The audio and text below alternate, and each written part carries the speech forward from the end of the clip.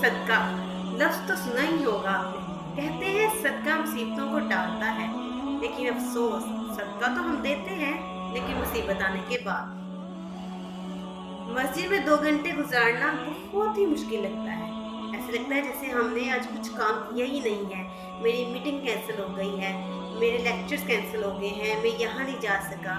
लेकिन यही 2 घंटे अगर सिनेमा हॉल में फिल्म को देखते हुए गुजारे तो वो छोटे लगते हैं।